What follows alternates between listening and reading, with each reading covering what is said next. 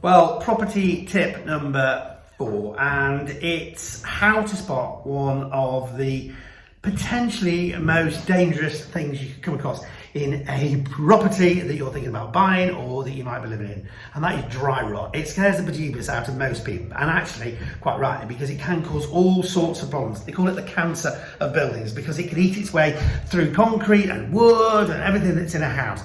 But it can be eradicated. There are lots of professional firms out there who'll sort it, and you can get proprietary products you just paint on. But I thought you might like to see exactly what dry rot looks for. And in this house in Kent, I found exactly that. In the cellar here, just look at that.